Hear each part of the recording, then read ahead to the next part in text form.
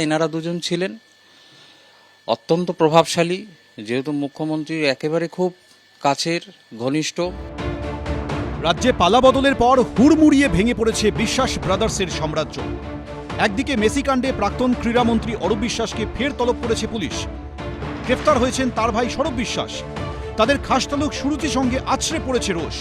এই প্রেক্ষাপটে রবিবার অরূপ বিশ্বাসের ঠিকানায় পৌঁছে গেল পুলিশ। যুব ভারতীতে মেসির অনুষ্ঠান ঘিরে চূড়ান্ত বিশৃঙ্খলার ঘটনায় এফআইআর দায়ের হয়েছে প্রাক্তন ক্রীড়ামন্ত্রীর বিরুদ্ধে। জামিন অযোগ্য ধারায় রুজু হয়েছে মামলা।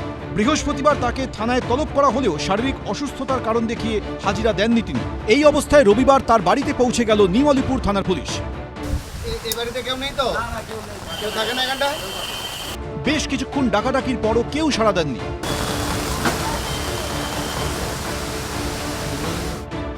শেষ পর্যন্ত অরূপ বিশ্বাসের বাড়ির দরজায় নোটিশ টাঙিয়ে দেয় পুলিশ। আপনি যে সময় চেয়েছিলেন যে তিনি অসুস্থ বলে, কিন্তু কোনো রকমভাবে কোনো মেডিকেল গ্রাউন্ডের কথা উল্লেখ করলো, কোনো প্রেসক্রিপশন দেননি।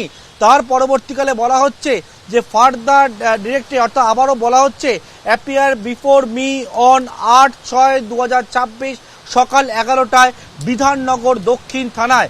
এবং একেবারে কিন্তু এই যে নোটিশ, সেই নোটিশ অরূপ বিশ্বাস, প্রাক্তন মন্ত্রী অরূপ বিশ্বাস, তার উদ্দেশ্যে বিধাননগর দক্ষিণ থানার তরফ থেকে নিউ আলিপুর থানাকে জানানো হলো। কারণ অরূপ বিশ্বাসের বাড়ি নিউ আলিপুর থানা এলাকায়। সেই নিউ আলিপুর থানায় বা মন্ত্রী অরূপ বিশ্বাসকে মেসি কাণ্ডে হাজির হওয়ার জন্য একেবারে বাড়ির যে সদর দরজায়, সেই সদর দরজায় কিন্তু নোটিশ টাঙিয়ে দিল। গত বছর 13ই ডিসেম্বর যুব ভারতীতে মেসির অনুষ্ঠান ঘিরে চরম বিশৃঙ্খলা তৈরি হয়।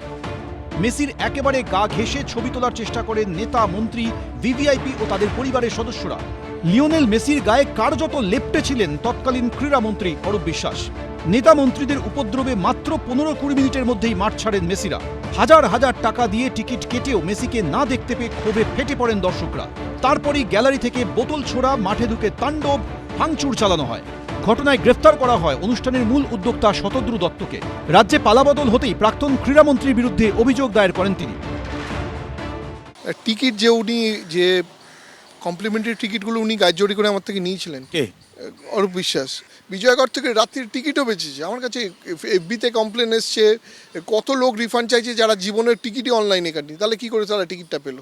22,000 টিকিট তো উনি নিয়েছিলেন, তাহলে কে করবে? আপনার কাছে এভিডেন্স রয়েছে যে এইগুলো বিক্রিও হয়েছে? অ্যাবসলুটলি আমার কাছে এভিডেন্স রয়েছে। আমি নাহলে এভিডেন্স ছাড়া পুলিশকে এভিডেন্স দিয়েছি বলেই তো এফআইআরটা হয়েছে, নাহলে কি এমনি এমনি নিয়ে নিত? সেই মামলায় অরূপ বিশ্বাসকে তলব করেছে বিধাননগর দক্ষিণ থানা।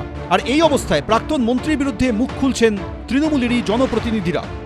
টালিগঞ্জে একটা কালচার ছিল যে টালিগঞ্জে সব ওনার নিজস্ব মনোনীত অবজারভাররা থাকবে, তারা টোটাল টালিগঞ্জটাকে পরিচালিত করবে।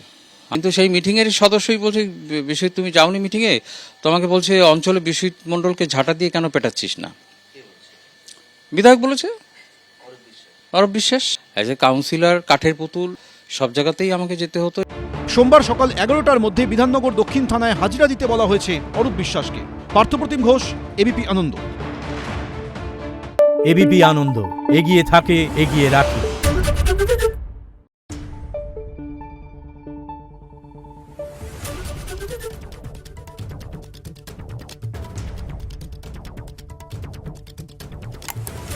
Thank you.